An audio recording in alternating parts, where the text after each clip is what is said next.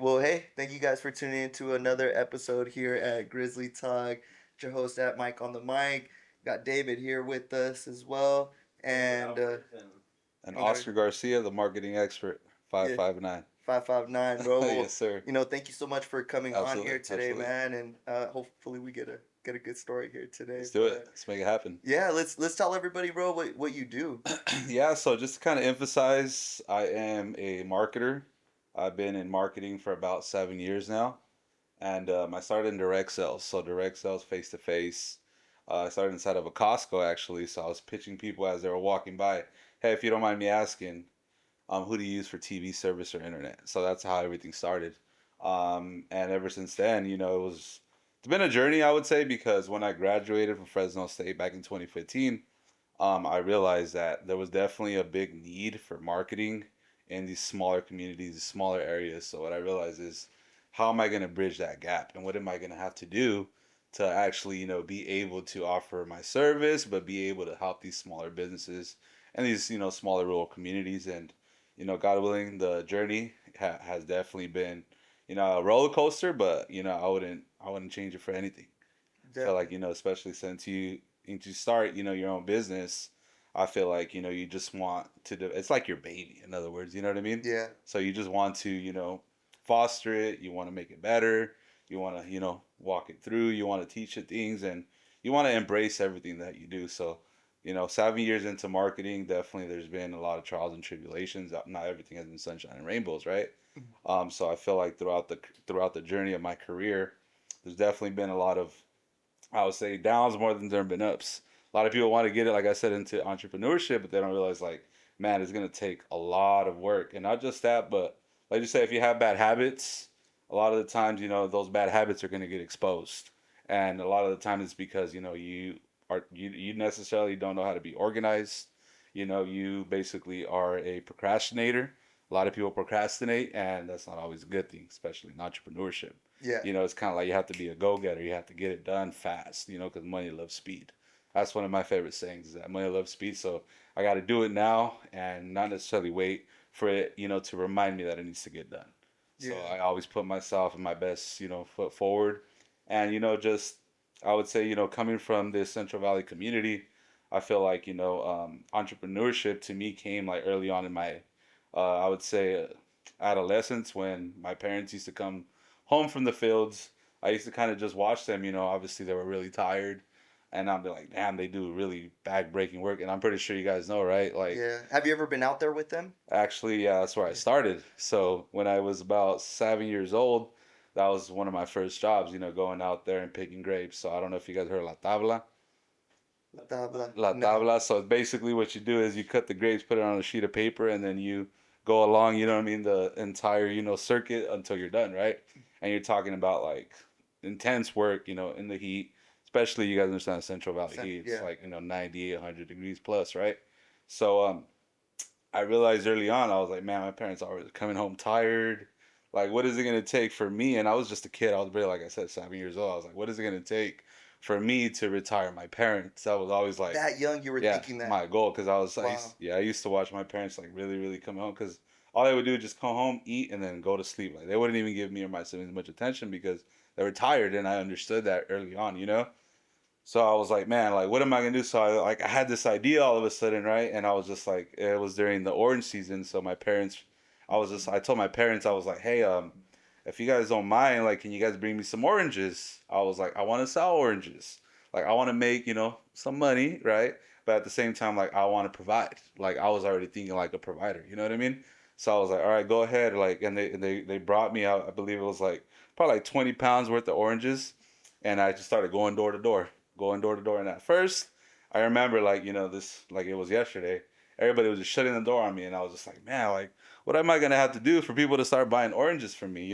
So I was like, because I would take it in a basket. You guys like know obviously one of those shopping cart bags. I fill it up, and then I started putting them in a bag. So I was like, all right, put them 10 in a bag. I'm gonna give them a deal, right? So it's like, all right. I started going door to door, so I started my bag. So I started seeing obviously more profits. And then I was like, I want to sell them faster. How about I sell three and then I give them one free? So now you buy three, you get one free. So people were buying more. So the next thing you know, I was sold out most of the time. People now started asking me like, when is it gonna come with the new oranges? You know what I mean? So I realized early on, I was like, man, I think I'm gonna be an entrepreneur. I'm gonna be a business owner one day. And So this is at 7 years yeah, old. 7 years old. Wow. And Yeah, so you kind 7. of just pioneered it, Yeah, no mentor. no, no mentor. I pioneered it. So when I started that, like I realized like, and then I would say 2 years later, my mom took me to the motherland, and that's when I saw like other kids also doing the same thing. Because Yeah, if you that's guys ever go to huge. Yeah, it's Mexico, huge like in you gotta Mexico. hustle. You know what I mean? You gotta make money. You gotta survive out there. You Selling gotta eat. chicles or whatever, Exactly. So papitas. everybody, yeah. So it's like if you guys, if you guys actually pay attention, like entrepreneurship comes, it's in our blood. It's through our ancestors. Like everybody back then used to obviously barter. You know what I mean? Mm. So it's like when you get there to Mexico and you see the motherland, you understand like, damn, these kids are hustling because of necessity as well. But same time, like obviously I don't have the same pressure they do, but I do have the same blood that they do. So I need to push myself harder. So I got back, and early on, I always told myself like one way, somehow, some way, one day, I'm gonna open up a business. So obviously that didn't happen up until I was like 20, I would say 23 or 24. That's when I got into entrepreneurship, to be exact. But yeah, it took some time for me to actually understand what it was all about. But I would say, that experience alone kind of like pushed me because, my parents, were really grateful that I was like, here, I brought you guys $20. Here, I brought you $30. And around that time, like let's say, the early 2000s, 20, $30, that was almost half groceries. You know what I mean? Like Yeah. that was good money at the time. So I was like, I was actually bringing in money for my parents. So, they were really grateful. And later on throughout the years, that's when they're like, okay, I don't want you to sell oranges. Just come over here with us. Let's work. And, I would say like when I was 10, 11 years old, that's when I started working with them. And, that's when I committed myself. I was like, man, like this is tough, tough work. Like I don't want to do this forever. And they would always tell me like, hey, if you don't have good grades, if you don't keep up the good work in school, this is where you're gonna end up at. So that was kind of like a lesson, you know what I mean? So that inspired me even more, you know what I mean? I was just like, heck no, like I don't want to work in the fields forever. So I was like, you know what? I need to motivate myself. I need to go to college. I need to do all the right things to guarantee that I don't end up here.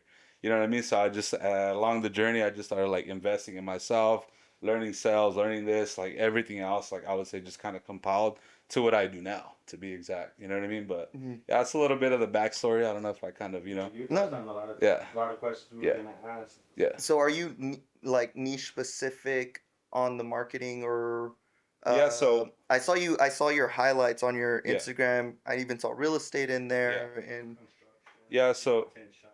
So we've been definitely experimenting a lot throughout these past couple of years because we definitely want obviously to still be able to offer, I would say, a unique marketing service to the community.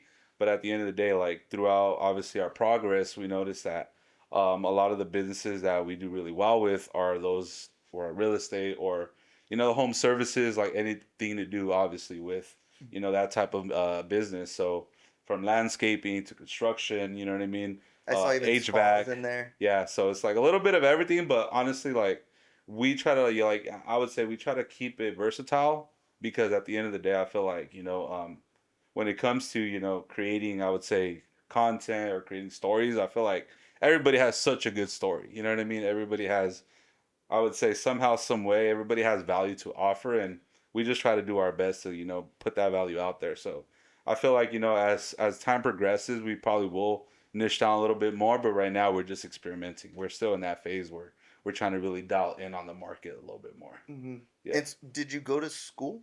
So yeah, You so I did went go to to college? yeah, I did go to college. I graduated back in 2015 from Fresno State.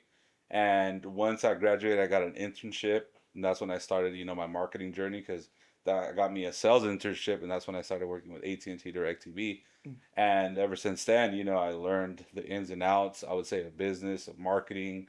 I was, fortunate enough to expand out to, I would say my first territory was Visalia. That's where everything kind of kicked off with my career in marketing. I basically was able to hire at least 20, 30 sales reps.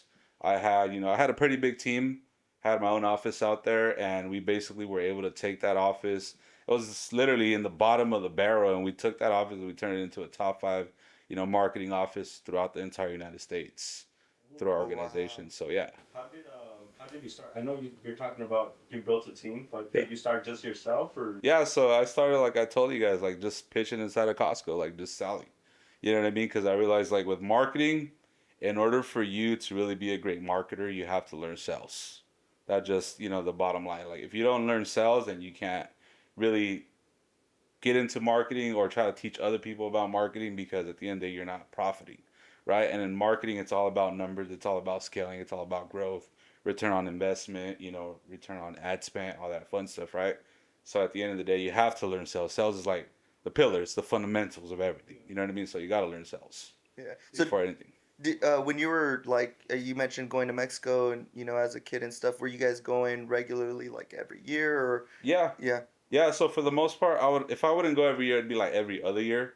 But every year I was taking something away, from Mexico. So I'm like, man, these people over here, they pitch like, and they'll be like right hip next to you, like, hey, buy this, and they're a little pushy. You know what I mean? But I realized like sometimes you have to push that sell. You know what I mean? Because your bills are depending on it. Like if you don't sell, you won't eat.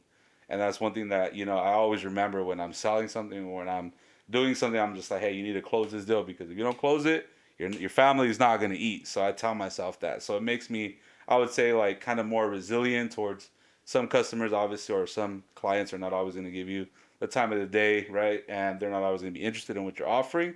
But you have to make sure you create that vision. You have to make sure that you build that rapport with them and make sure that they trust you, because if they don't trust you, they won't buy from you. So at the end of the day, I feel like every person that I engage, I try to make sure that they trust me before I even try to bait them in or try to like, get them for whatever services that I'm offering at the end of the day. So from like selling, the oranges to then working in the field, what came after you working in the field, like with your parents, and like how long did you do that for? So I was in the fields ever since I was, like I mentioned, around 10 years old. And from there all the way up until I finished pretty much college. Wow, Yeah, you worked yeah, the entire yeah, time. And yeah, did you, while you were working there, you yeah. never like looked at getting other jobs? Because well, at least legally, Yeah, at so 16 years old, you can start yeah, so working a job. So yeah, let me just emphasize a little bit on that. Yeah, so I did have part-time jobs during the time as well, Mhm. but I would always go back and help my parents, and also because the simple fact that I also had kids when I was very young. So I was about 19 when I first found out I was gonna have twins.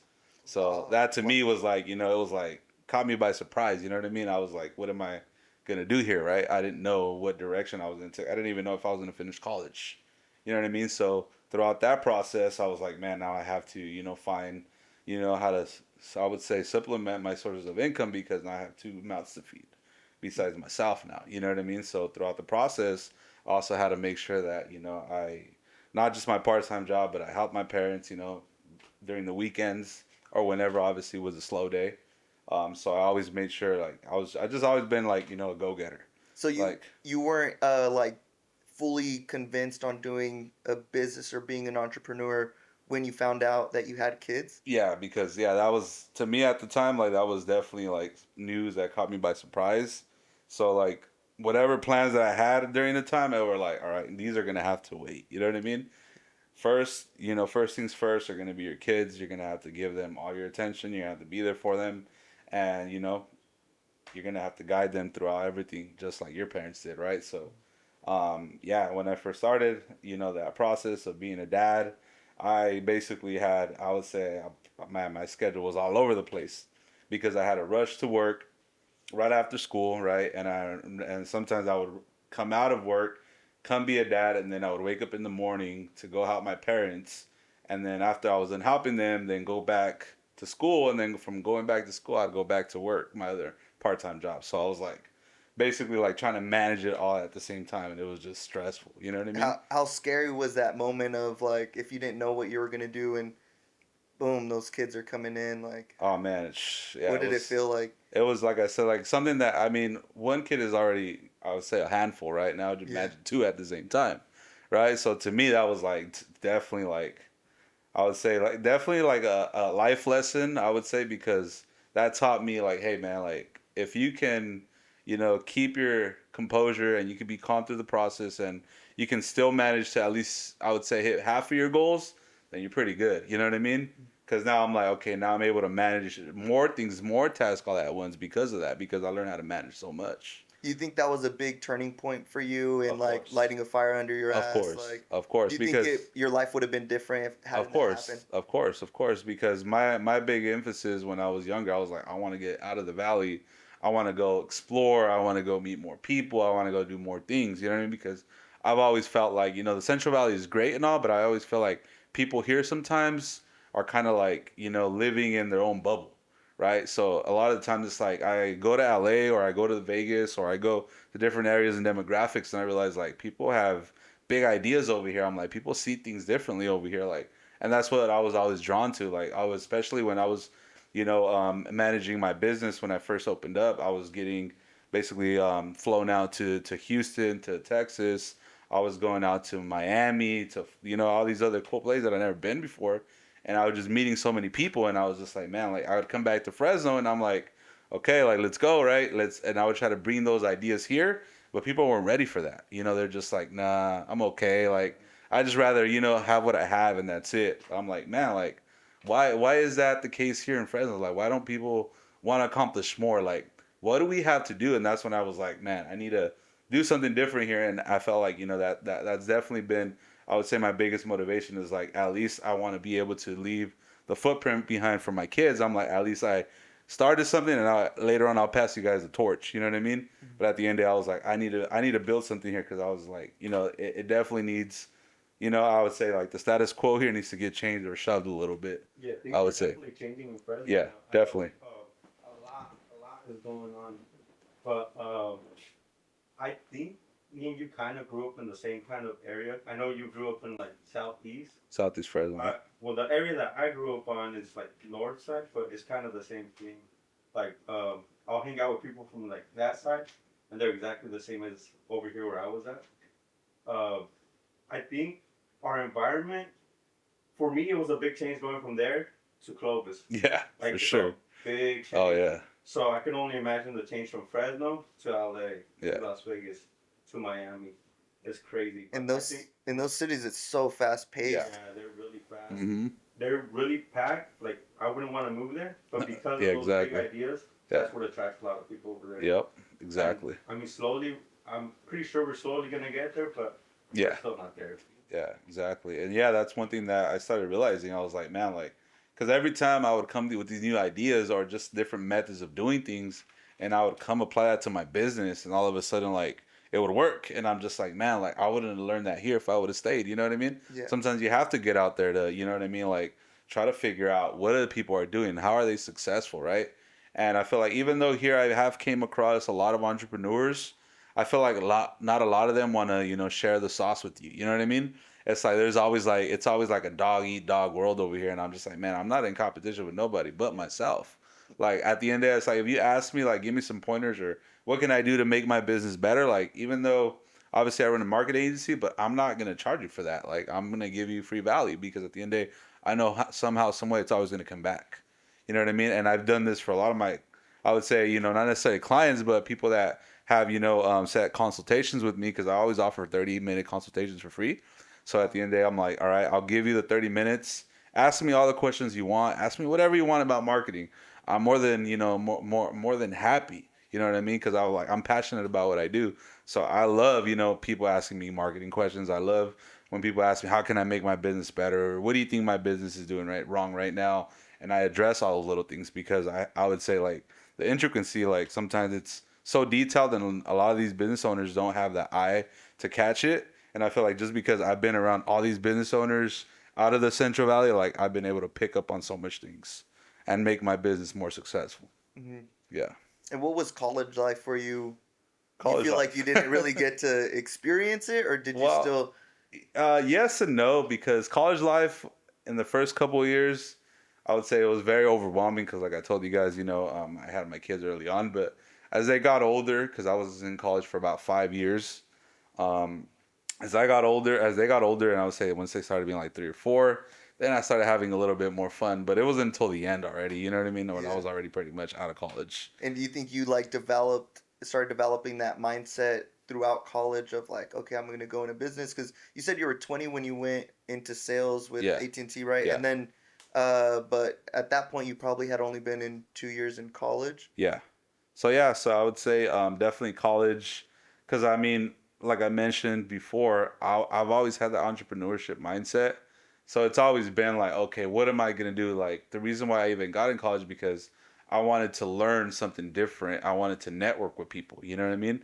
That was to me the biggest lesson. From college is like you're gonna meet so many people, you're gonna network, and at the end of the day, I'm like those are gonna be your lifelong, I would say, connections because that's where you're gonna develop, good connections, strong connections.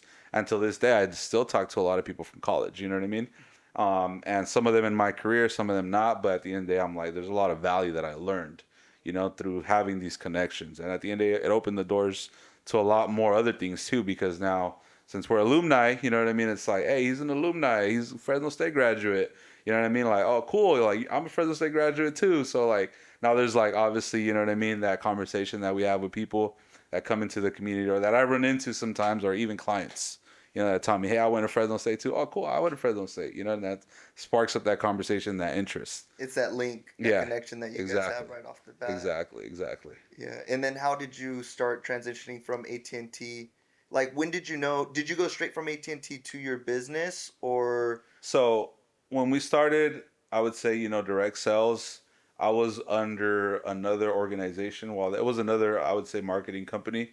And they had like 4 or 5 other services that they were currently running at the time.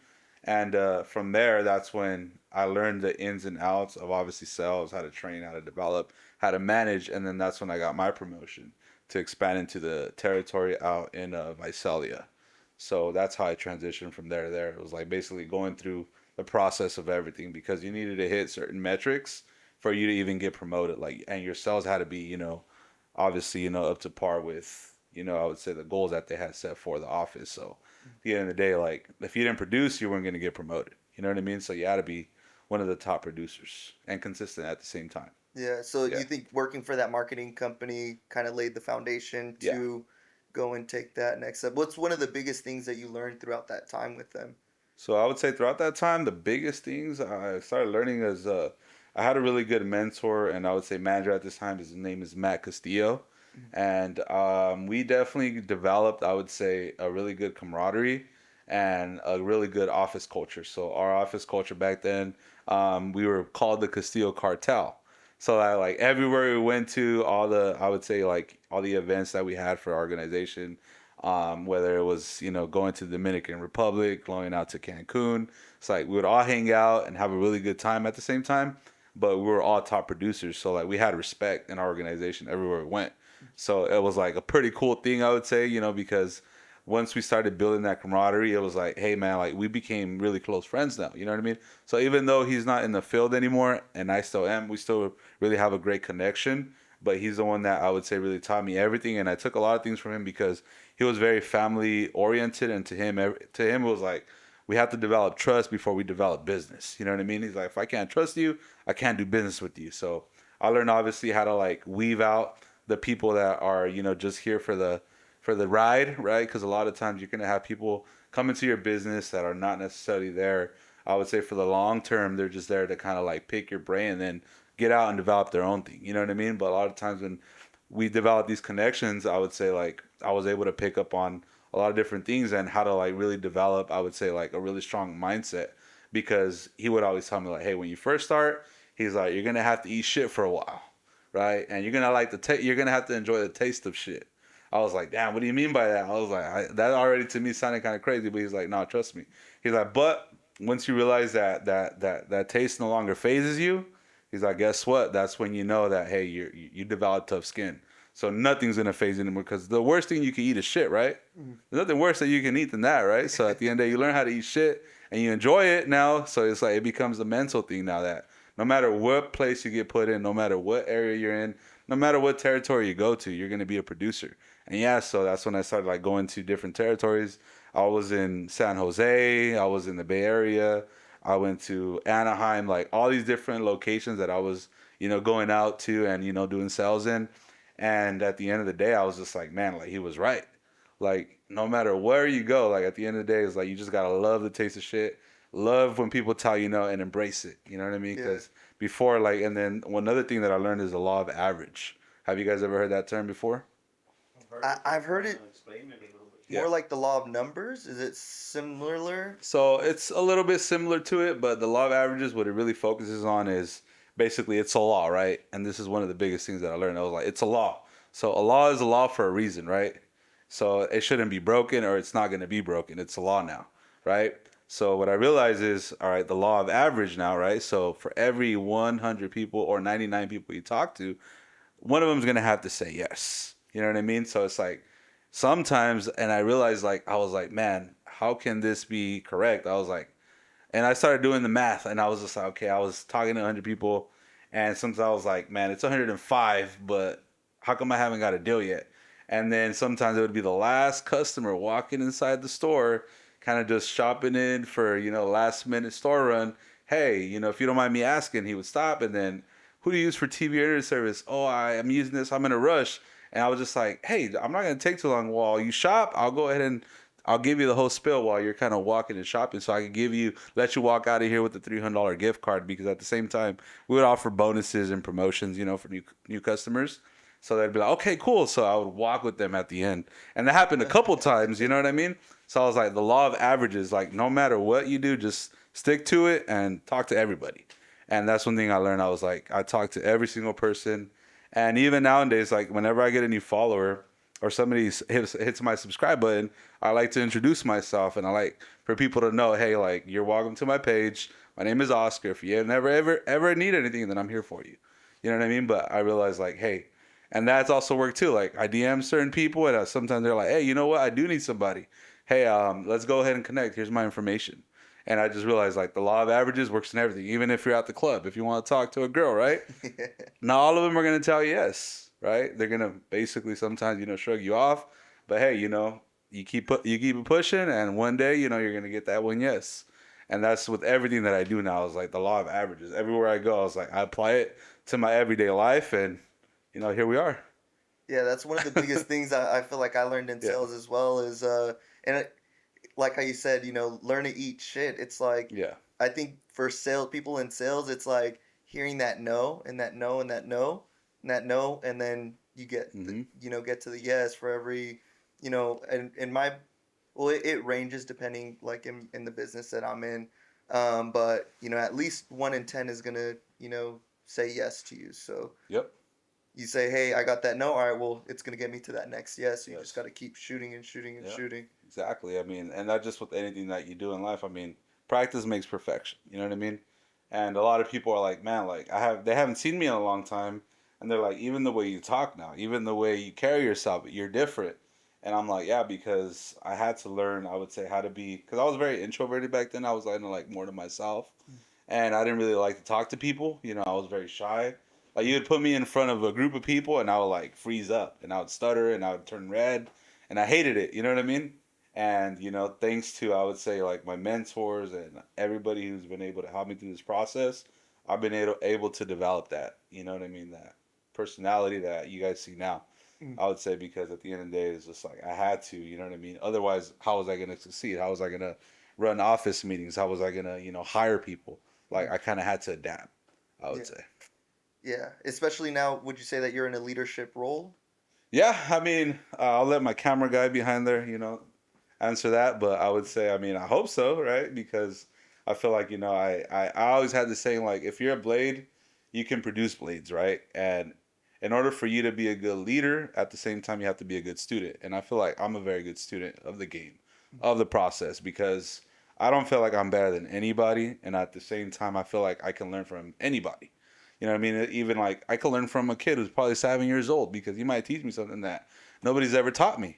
Yeah, So at the end of the day, I'm like I'm a very good student, and I really pay attention. You know what I mean? yeah. I heard an interview with Will Smith, and he was talking about how when he produced what was that movie, Pursuit of Happiness, he Yeah, said that obviously he's at this point he's been an actor for so many years, he has all this experience, and then they were doing what is it, interviews for who was going to play his son, and they couldn't find the right person, and then it just so happened that they ended up putting his son in the movie, yeah, and he said it's crazy to me because as I was watching my son act in the movie, it's like when you're a little kid, it's just like he was so in the moment and was just doing like random things that like you can't act out. He Yeah. said this thing where uh his son was looking at him and they're just like talking, then he just like goes and like grabs like something off his face or like something, but that's just like something that kids do, Yeah. and it was just so like in the moment where you kind of let loose rather than Yeah.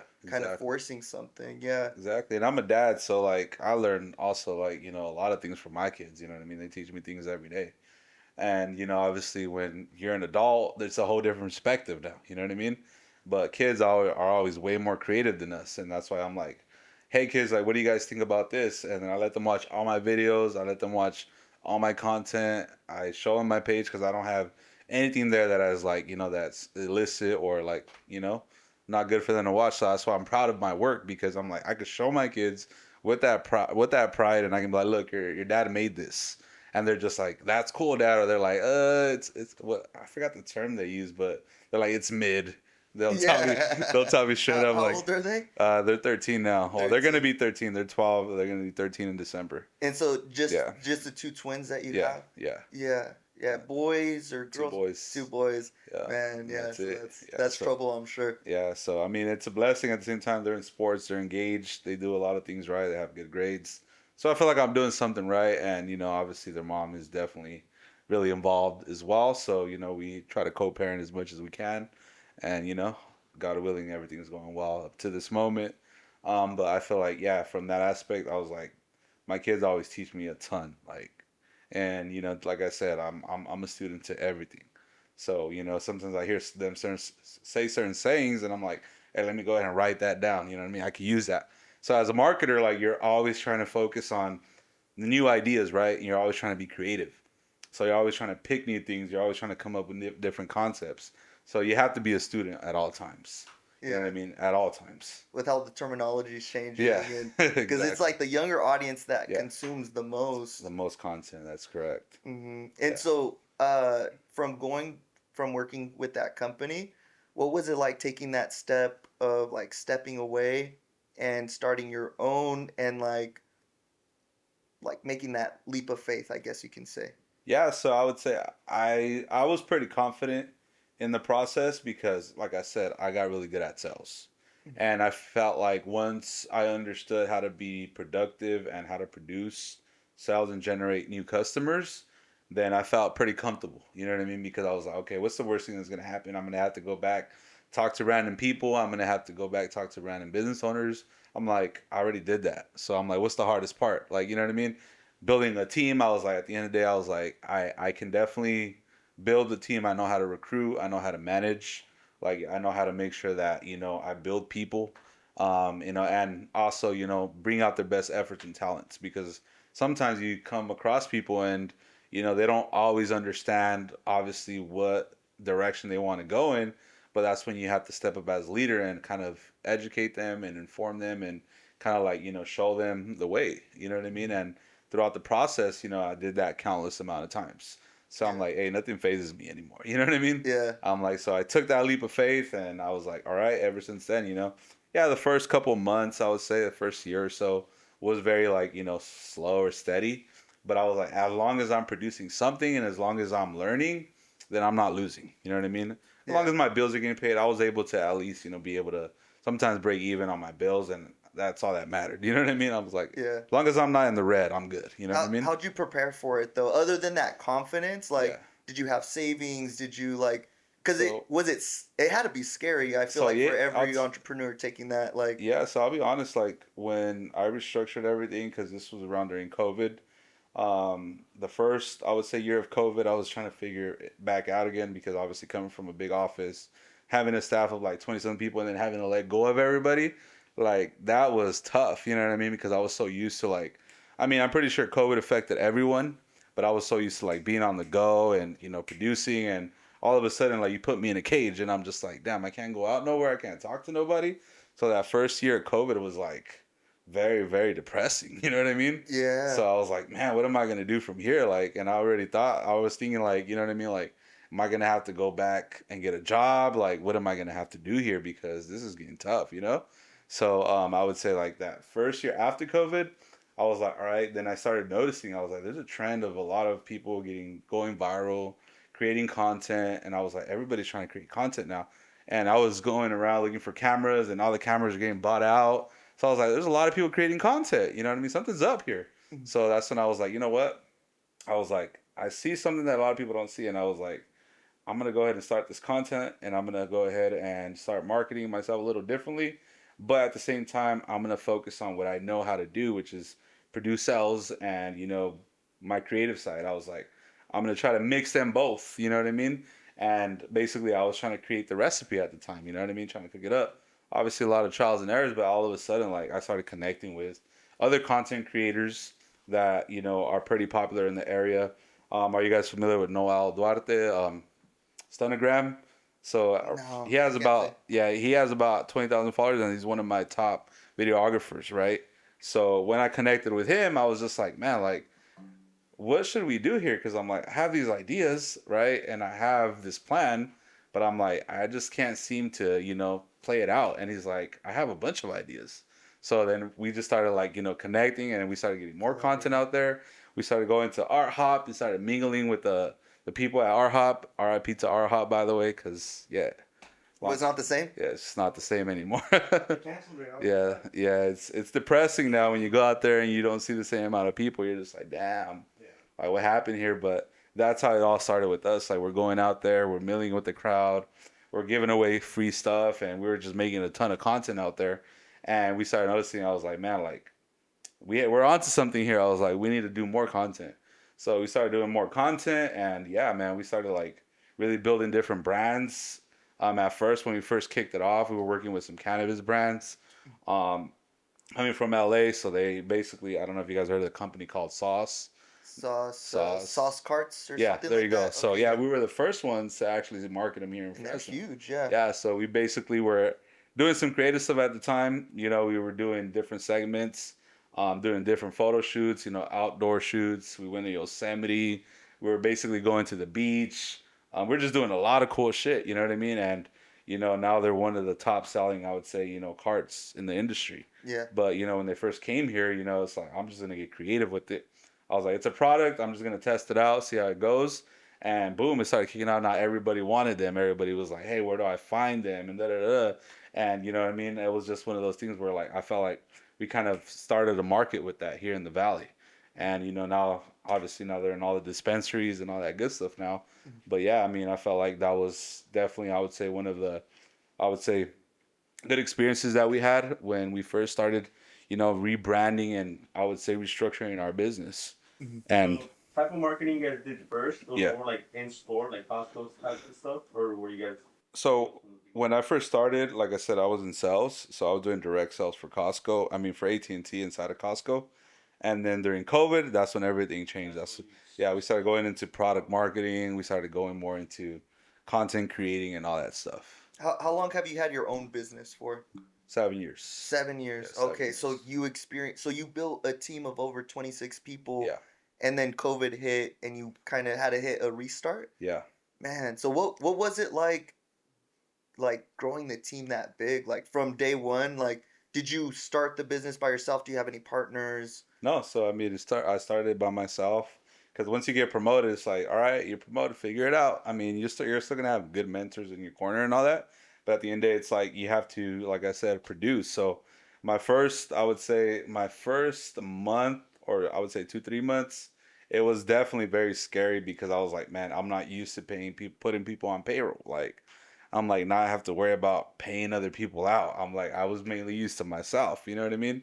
Making my commission, and that was it. But now I'm like, now I have to manage a schedule. Like if I don't know how to manage a schedule, then I'm gonna lose money because sometimes you'll have people who don't produce, and if they don't produce, then you have to basically cut them their hourly, and now you're short. You know what I mean? So I had to bite the bullet a couple months because I was the one doing all the producing, and my team was new, so nobody really understood really how to. They understood a little bit, but obviously they weren't up to that speed that I wanted them to at the time. So I had to really like train them, develop them, and I would say like develop that camaraderie as well because like I told That you, culture. that culture is because that's the way I was taught. So that's what I had to do. Like, hey, and you can tell my guys all the time. I'm like, I always take them to lunch. I'm like, lunch is on me. If you're with me, we're working together, lunch is on me. So it's like, I was able to create, I would say that, I would say that culture with them as well. And little by little, they were like, oh man, like nobody's ever took me out on lunch.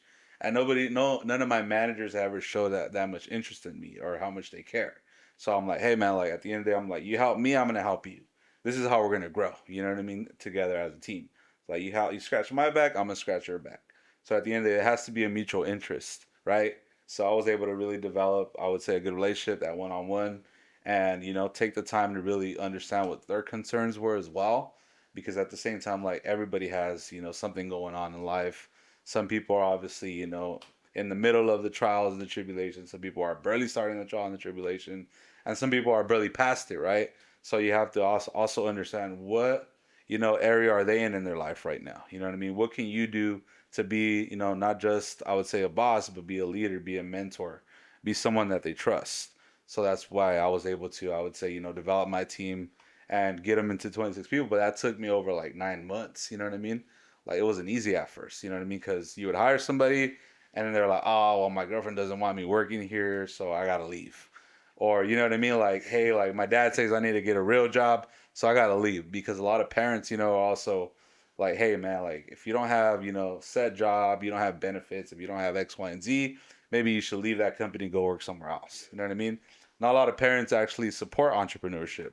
And at the time, like that's always been my goal, is like, if you work for me, if you work with me, I'm gonna teach you everything that I know, so that one day, you know what I mean, like we can expand, you know what I mean, and expand, and you can open up your own territory. And guess what? We already built the brand, we already built the name, so you don't have to worry about doing that extra work anymore. You know what I mean? Because you're already established, and all we do is just create a partnership and on to the next. You know what I mean? And everybody that at the time, was working with, they understood the concept, and everything was going well up until COVID. Yeah, Yeah. yeah. So COVID killed it for a lot yeah, of people. exactly. In the Sadly, I was sales. one of the ones that was working. I was doing truck driving at Oh, awesome. technology, Okay. so I was an essential worker. So Yeah. I had to work during COVID, but it's all right. Yeah. So everybody at times like collecting unemployment. Nobody was coming back to work. You know what I mean? No, they were making more on Yeah. Exactly. unemployment than they were at their job most of the Exactly. time. Exactly. So it's like there was no way I'm gonna be able to recruit people right now. It's like I can't do this business. It's not, you know what I mean? It's not gonna help me out no more. I'm like everything is just against us. So I was like, now I need to restructure. So as an entrepreneur, like yeah, that's one thing about, you know what I mean, entrepreneurship is like you have to adapt.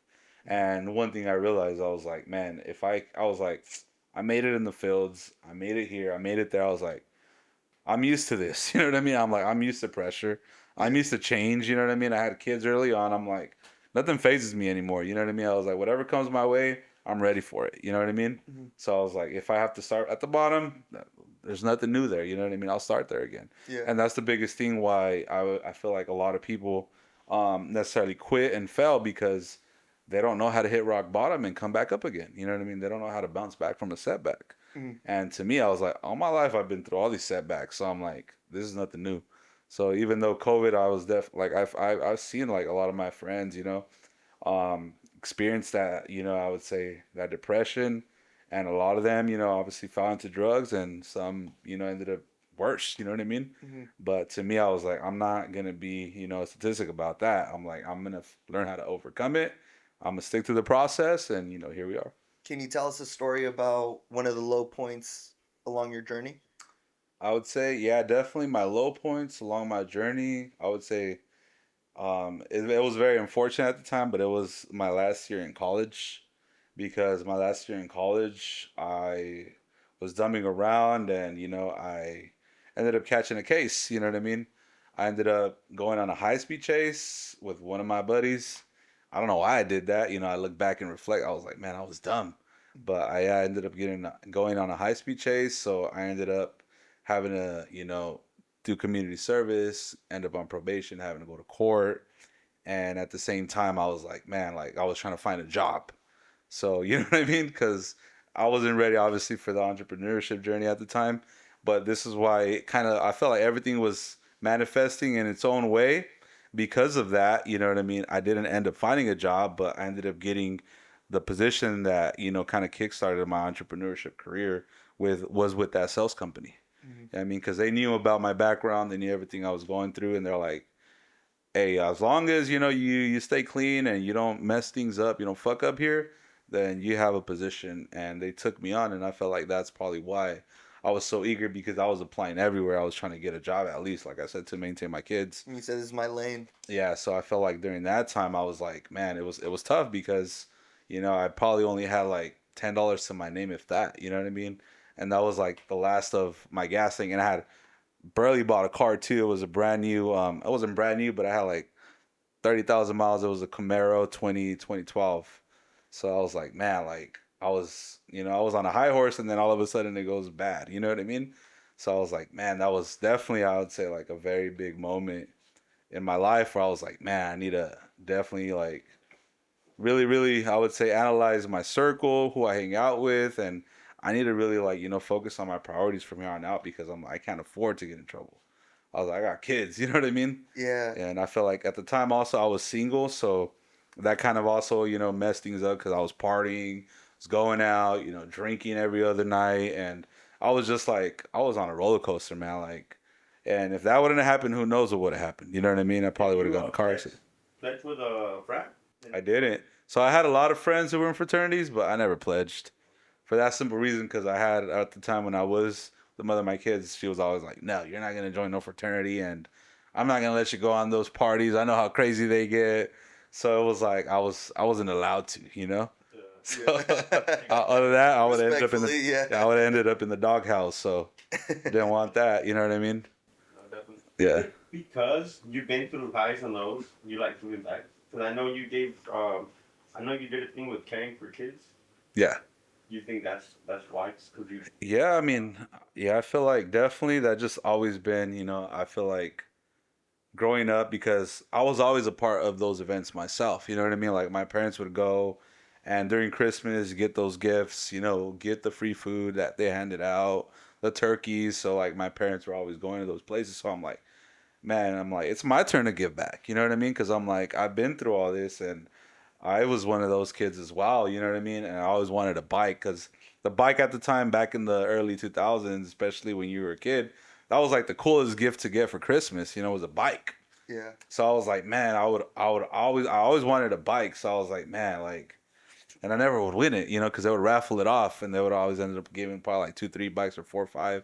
So I wouldn't get it and I was always sad. I was like, man, what am I gonna do one day to, obviously get back to my community or the valley or whatever. So I was like, man, like that's when I was fortunate enough and yeah, at the time there was a foster, somebody who had came from the foster background system. And she's the one that told me, she was like, why don't we give back to the foster kids? I was like, good idea. I was like, because obviously the foster kids, I mean, obviously they needed more help than anybody of us who has a family already. So I was like, yeah, let's do it. So yeah, that kind of pushed us to kind of, gather up as a team. And I think it was like over $5,000 in toys and gifts that we gave out that day. It was so cool because like giving away to the kids, you know what I mean? Their faces were all lit up and the people who ran the foundation, they were like, man, thank you guys because not everybody was going to get a toy. And now because of you guys, everybody's getting a toy. So I was like, Wow. man, I was like, that's dope. Like, I'm glad every kid here is getting a toy. So that was pretty cool. Like, and you notice like the foster kids are way more grateful sometimes. You know what I mean? Underprivileged kids. And I try to make it like last year I didn't do one because we were not all there yet. Our finances weren't there. But this year definitely we're gonna start, especially because this year has been well. So if you guys are watching this, make sure that you guys hit the DM. Let's talk about this, but let's go ahead and make one of the biggest toy drives here in the Central Valley. Let's do it. Yeah, that's awesome. Hell yeah. Yeah, yeah, Yeah. man. What, or go ahead, sorry. No, go ahead. I wanted to talk more about branding, but we could just continue with. Yeah. I was gonna ask you. So, from one of your lows, what do you think is one of the like high? What would you say was one of the high points of your career so far? My high points definitely was like, as in past tense or present tense. Um, just be from today. It could have any point till I today. would say definitely my high points was definitely when my team was doing phenomenal, when we were, rocking and rolling. I would say because everybody in the team was producing. Like I said, we became a top five marketing agency throughout the entire, I would say, nation. So that was pretty cool. So I Yeah. was like, damn, like I told you guys, like going to different areas and just getting that respect. I was like, everybody knows, like, hey, this guy's a top producer. And then, like I said, I was like giving value. So I would have random people come up to me like, hey, you're Oscar Garcia, right? You're from Fresno. You're out of the Fresno office. I was like, yeah, it's me. And they're like, hey, man, how do you do it? Like, give me some pointers. And then I was on all these different, calls and conference calls. And it was cool because I was giving so much value back as well. Mm, At the same time, I felt like, I'm gonna say like I'm reaching my destiny by giving back. You know what I mean? mm, Because I feel like that's always been one of the biggest things about me. I'm like, if you get a lot, you have to give some. You know what I mean? mm. So I would say during that time, and like I said, being able to do those type of give back to the community, being able to donate, that was also a pretty high moment in my career. But as of lately, I would say just definitely the partnerships that we created lately, I feel like, and just the recognition that we get from the community. Because just about a couple months ago, we were at UC Merced and we were doing a keynote presentation there for some students as well. So I felt like, man, that was pretty cool. Because I was like, man, like now I feel like more of the community wants to reach out and they want us to go out there and share our story, and not just that, but now it's like I feel like everywhere we go now, it's like I'm getting a lot of respect from the community as well. Like, hey, you're doing such a good job with the community. I see what you're doing. Keep it up. So it's like the feedback that we're getting right now. I'm like, that's pretty cool. And then we're also working in collaboration with Fox 26. So we're going to be putting out, some pretty good content out there as well for one of our clients. And I feel like damn, like all this is like surreal sometimes, you know what I mean? Because you're just like, damn, just a couple of years ago, not too many months back, I was like, man, I was figuring out what am I going to do next? And now I'm just like overwhelmed with so much opportunity where I'm just like, damn, like everything's going well. And I feel like it's all up from here. You know what I Yeah. mean? God willing. And how important do you think it is to operate from a place where you're proud of yourself? To operate, can you elaborate that a little bit Yeah, more? like in the sense where you know, making the right choices and having that feeling where you're proud of the actions that you're doing to kind of keep you going forward, and taking actions when you make decisions to like, hey, this is going to make me proud of myself. Yeah, I feel like at the end of the day, I'm a very, I would say, God fearing man, and I pray a lot, and I embrace obviously, my spiritual side as well. So I feel like at the end of the day, I'm just walking in faith. You know what I mean?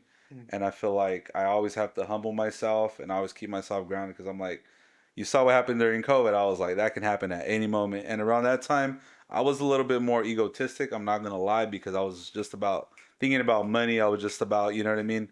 Just go, go, go, like just self centered. But after that, I feel like that kind of humbled me a lot because I'm like, man, at the end of the day, God is in control. You know what I mean? I was like, so I felt like around that time, during COVID specifically, I developed more of a relationship with God. And I felt like ever since then, I feel like I just always, pray before I go to sleep, pray in the morning. And I'm just like, hey, whatever, you want me to do, just guide me and be in blind faith. You know what I mean? Like, I'm your vessel. You know what I mean? I want to be the fountain mm. of, prosperity. So like, allow me to give back, allow me to be that fountain. Yeah, I Yeah. think for a lot of people that struggle with depression, Yeah. it's because it's hard to make the right decisions, Yeah. right? Most of the time, and we're all human. We all make mistakes, and when you keep making those mistakes, it's hard to have a like a positive mindset. But when you do get to that place where you are making the right decisions and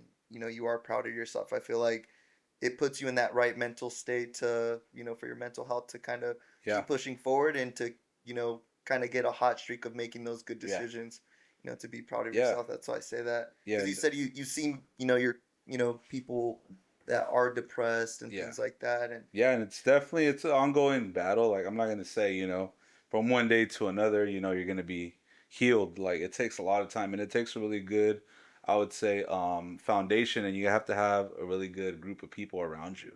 You know what I mean, that support you. And shout out to my coach Rito, who was also like I would say a pillar in this journey as well, because of him we came up with this concept called only getting better. So what only getting better is, it's a lifestyle of always improving. So whether you're at the gym, whether you're in obviously in your office or doing some type of business or, bonding with someone or, just trying to improve anything that you do is like implement that in every area of your life and you're only gonna get better. So I'm like, man, like, and throughout that time as well, I felt like he kind of, came at the moment where I was kind of like, I'm not gonna say I was losing hope, but I was like, man, like this isn't working. Like I was kind of getting desperate, you know what I mean? And I feel like he instilled that in me where at the end of the day, I was like, I was going to the gym with him and he's like, come on, man, like you got to do this for yourself. Like, you have to stay motivated, you have to stay focused, and you got to keep pushing, right? And that's what we've been on ever since. You know what I mean? Hmm. That mindset, and like I said, you having that good group of people around us that are here to serve. Yeah. Have you heard of Charlie Rocket? Charlie Rocket. No, I'm not familiar with No, Charlie Rocket. he's kind of like a motivational Motivational. motivational speaker. But he has this theory or this mindset where he calls it winning streak. Okay. And so he says, you get those little wins and they will attract, it's like a law of attraction. They will Okay. attract the bigger wins. So, I mean, he takes it on such a micro level where Yeah. it's like, hey, I hit all the green lights on the way to work today. Or, like, oh, hey, like, Awesome. I made it to the grocery store and there was a spot right at the front, like I'm on a winning streak. I'm on a winning Yeah. streak, and all those little wins, add up to those big wins to kind of keep the mindset and Yeah. that. Kind of like compound. Mhm. Yeah, definitely. And I would say also during during this past few, I would say years of going through this phase, I also started reading a lot more as well. So one of my favorite books was also Atomic Habits. I don't know if you guys ever read that book, but I've heard of highly it. I haven't recommend read it. it. Yeah. So Atomic Habits taught me like, cause back then I was like I'm not gonna say the biggest procrastinator, but like I would put things off and I wasn't coordinated and I wasn't organized. So now I started doing this thing where every single night before I go to sleep, I make sure I put my journal and my planner right next to me. So that way before I go to sleep, like I have to fill it out. You know what I mean? So I journal whatever my day was about, how can I improve, what challenges I faced or whatever. And then I also plan my day accordingly. From this time, I set up time slots. This time, we're gonna have to do this. And throughout my entire day, like now I'm more coordinated. So I was like, I at first I wasn't doing it every day, and that book basically taught me like the more you do it, the more it becomes habitual. So like even for example, if you're used to coming to your house and turning on the TV as soon as you get to your couch, like try to hide the remote because now you're gonna have to look for it or try to put it in places where you know that it's gonna be a pain to go get it, and the next thing you know that habit is gonna be gone. And I started implementing certain things from the book, and I feel like that's also made me so much more productive because now I'm able to do things more efficiently. And ever since I started coordinating myself and scheduling my day out, I just been way more productive. So that was also like one of those things that kind of sped up the process. So I highly encourage people to read. You know what I mean? I'm gonna check that out for sure. That was Yeah. a good book. Yeah, Do you think you needed that humbling during COVID? absolutely, man. Cause like, That's good. yeah, absolutely. Cause like I said, I was like around the time I was like definitely spiraling out of control. I was blowing money on dumb stuff. I was just like, man, I don't care. I'll make the money back. You know what I mean? Because when you're in sales, like you're used to getting money fast too. You know what I mean? Hmm. Like you're used to getting money fast and you're used to blowing it fast because like you can make the money back right away the next day. You know what I mean? Versus like if you work 40 hours a week, you only have such a limited cushion and you have to make sure kind of prepare everything based on that money that you're bringing in, right? And with sales, it's like, psh, I'll make $1,000 tomorrow. Hey, guess what? I'll make $5,000 tomorrow. And there was days where I would even make $10,000 in one day. So I was like, shit, I'm gonna blow it. You know what I mean? I'm gonna enjoy Yeah, the it's because coming in. yeah, it's Yeah. coming in, and when you're young, like you don't think about it because around the time like the housing market was doing really really well, and everything was like what I mean, cheap and affordable at the time. And fast forward a couple years later, I'm like, damn, I blew my chance of buying my first house, like because I was just like not prioritizing, what I mean, my future. And I feel like now I'm way more structured because of that. But I feel like during that time I was spiraling out. I was hanging out just with like the crew, and I was buying everybody bottles and just blowing money. You know what I mean? Girls, no se diga. You know what I mean? You had my fair share. You know what I mean? I'm not gonna say I was Hugh Hefner, but I will say like at the time, I felt like I was, on top of the world. Yeah. So I felt like that kind of needed to happen for me to get humbled. No, yeah, Yeah. I think that's a very big thing that most entrepreneurs go through. Yeah. Because at least for me, I wasn't an entrepreneur first. I was a truck driver. Yeah. But as a truck driver, I was making six figures, and I was not prioritizing that. I would go spend money every single day. I drink every single day. Like I was, I wasn't married, but I was like with my BM and everything, and I don't know where any of that money went. Yep. Can relate to that. I kind of went through like a very big fall, and I'm barely coming up, but I felt like I needed a little humbling too, because money was easy for me. Yep. All I would do was drive and boom, six figures. Right. Yep. Yep. But that's always a cool story to hear. Just that humblingness. Yeah. That's cool. Yeah, it's necessary. I know you wanted to go into branding. Yeah. We're at an hour right now. Yeah, I did want to go into branding because I went into your page. Yeah. And I saw that first in the earlier pictures on your feed. It would be like you traveling and stuff. Yeah. When did you feel like you needed to start branding yourself? Like, what made you make that switch? I would say definitely it was one of my mentors. His name's Ricky Aguilar. He's one of the presidents inside of PHP. So are you guys familiar with PHP? Yeah. People help. People helping people? Yeah. Yeah, so the founder is Patrick Bet-David, so I'm pretty sure you guys are familiar with Valuetainment. Mm-hmm. So I did not know that. Yeah, so Ricky Aguilar's from Bakersfield, and one day we were hanging out because we became also pretty good friends because around that time, he had an office that he expanded to in Visalia, and that's where I was in at the time. And at the time, he was also trying to get me to go join PHP, but I already had my thing going on, so it's like, man, it's just bad timing. You know what I mean? Wish we could have worked together, but obviously, we just ended up building a good relationship together.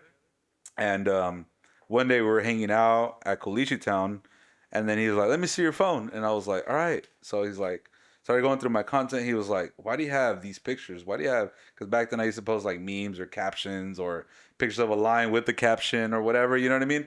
Things at the time that were trending. But he's like, honestly, he's like, this is not gonna work. Like, you have to brand yourself differently because what do you want people to? You want people to take you serious, right?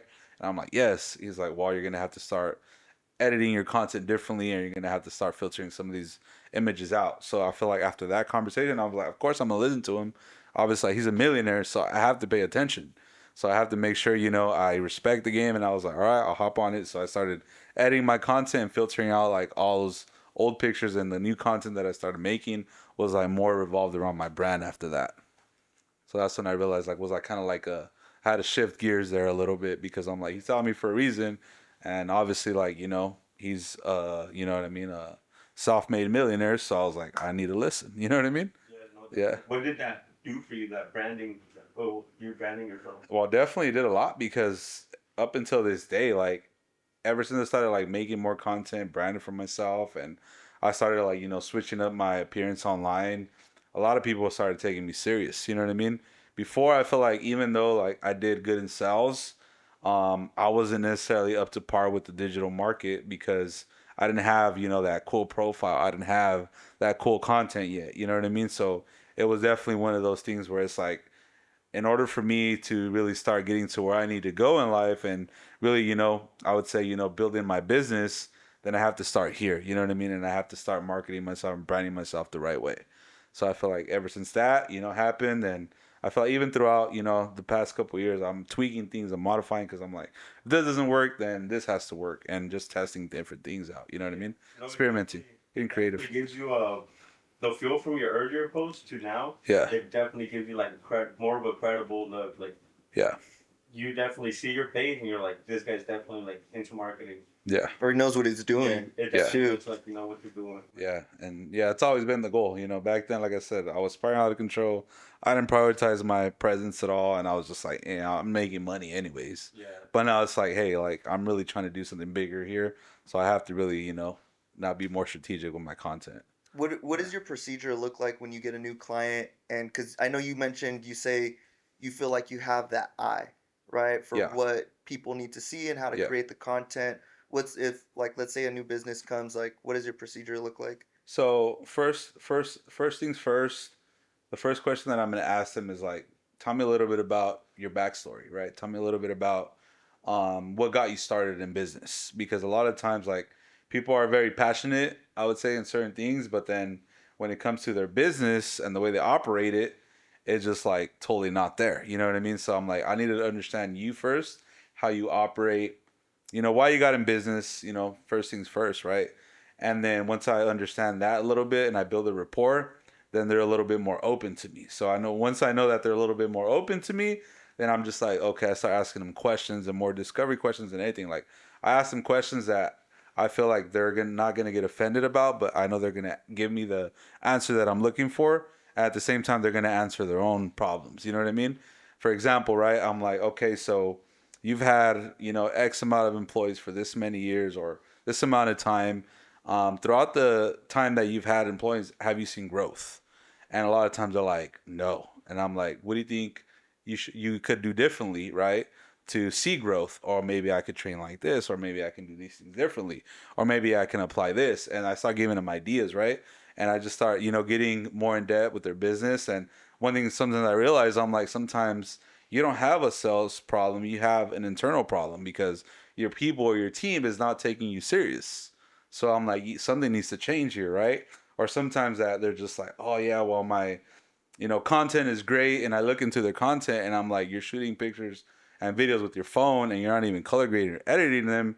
So it's like you're just getting a generic video out there. So like I don't want to offend no one, you know what I mean? But it's like, how do I, bring it to your attention so that you know that you could do better? And then that's when I start like comparing them to like their page or their industry. And I hop on and I look at somebody else who's in the industry who's doing really well in their content.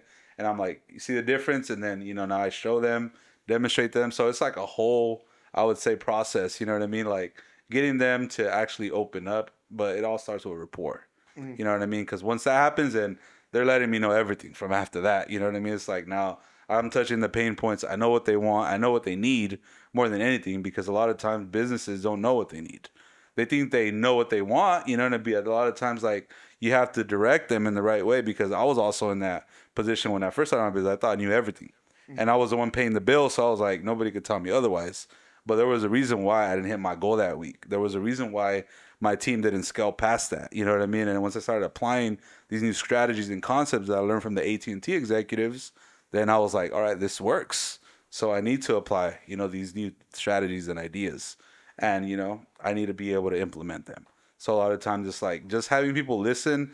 But I feel like at first it was hard because not everybody, I would say, gave me that credibility because I was barely starting. You know what I mean? So like I was also trying to get them to understand what I was saying. But now it's like I feel like a lot of people go on my page and they already see all my content and they already kind of like make up their mind before they even meet me. So they already know they want to do business. Yeah. And all I'm doing is just like, all right, just emphasizing certain things, and you know Yeah. we're off to a good start. We build a partnership. And how do you manage your stress? I would say I manage my stress by meditating in a way where I like to be in a quiet room, and I like to dim the lights a little bit. I either light up a candle, and then I like to just listen to jazz music or music that just kind of like serenades my mind. And I like to read, yeah, and write. I'm a big writer, so like I'll write for Journaling? days. Yeah, journaling. Yeah. So that kind of to me like just kind of I would say I'm just so focused on what I'm writing, and I'm so much in my thoughts where like everything's like, clicking, and I'm just like passionate about everything, and I'm enjoying, what I mean, the ambience with the music. So I feel like at that point I'm like I'm good. You know what Brings I you mean? from here Yeah. down to like, Yeah, exactly. It's a long day because I mean marketing can be stressful because you're having to deal with clients, you're having to deal sometimes with staff, you're gonna have to deal with a lot of problems all at everyone's once. pulling you in every Exactly. energy. No, So, for you sure. know what I mean? I have to find a way to, bring that stress down. Yeah. Okay. Yeah. I did have one You more. guys want to jump in? I had one more question before that. You touched on it a little bit earlier. Yeah. But what do you feel your why is like? What are you Oof. doing? Oh, that's a good question. And I always, it's funny that you asked me that because I'm like, I ask that to everyone, you know what I mean? It's like, what's your why? What's your motivating factor? But me, I go through a series of whys, but because obviously, like, there's so much things that happen in my life where everything that happens, kind of becomes a part of my why. You know what I mean? For example, um, obviously coming from an immigrant family, you know what I mean? Most importantly, being the first generation, being the older brother, because I am the oldest and I am the only male in my family. So I can't fall back on other brothers. I don't have other siblings, that are my age. I have younger sisters, but obviously they're married and I can't depend on them. So I was like, if you don't make it happen, nobody else is going to make it happen, Oscar. I was like, so you have to be that person that shows up every day. Even though sometimes you might be tired, you might, not have the energy. You can't really make excuses here because I'm like, nobody else is going to come save the day for you. I don't come from a rich family. Our parents are very hardworking, but at the end of the day, they're just able to make enough to, get by. So I was like, I can't depend on no one but myself. So I feel like, to me, putting that responsibility on my shoulders and always understanding that nobody's going to come save the day, I was like, that to me is my own motivation. You know what I mean? Because I'm like, that pushes me to do whatever, I set my mind out to do because everything I've always set my mind out to do, somehow, some way, I'm like, sometimes they might not always go as planned, but something comes out of it. I learn something or I grow from it. So I feel like throughout my life, I'm like, my why has always been, obviously everything that I've been through, being a young dad, being, a statistic, not being a statistic because as I was also, learning a little bit more on, the population, on the statistics in our area, what I realized I was like, man, like not even, I would say less than 10% of, of students that go to elementary in my zip code graduate from college. So I'm like, damn, like that's a big, you know what I mean? That's a big like eye opener. You're like, damn, like that's scary. You know what I mean? And not even, I would say, not even 5% get to even open up a business. So I'm like, man, to me, I'm already past that. Like I defied the odds in a lot of different ways because I also come from the area where it's like I was around so much gang violence and activity. Matter of fact, I had my own scare when I had when I was about 6 years old and I had like six Bulldog members, pull up on us and, they were trying to gangbang on me and I was just a kid, you know what I mean? I was like, man, I didn't know what the heck was going on, but I was like, that could have been it, you know what I mean? And I witnessed a lot of drive-by shootings. I witnessed a lot of stabbings, like so much shit that happened in the community where it's like, I'm not going to be a part of this, you know what I mean? I never got involved in gangs. I used to hang out with some, sure, but at the end of the day, they were just like, you know, Okay. acquaintances. Like they weren't really my friends. So like I witnessed a lot, seen a lot, and I feel like I'm a walking. I would say like I'm a walking faith person of hope because I'm like if you really understand my story, I'm like that should motivate you to do more, and Mhm. that's what I really want to acquire here. You know what I mean? Mhm. Is that I want people to know like at the end of the day like I'm here not just for myself but to give hope to other people. Yeah. No, 100%. that reminds me of the quote gets thrown around everywhere, but they say a man grows up when he realizes that there's no one here to save him. Yep.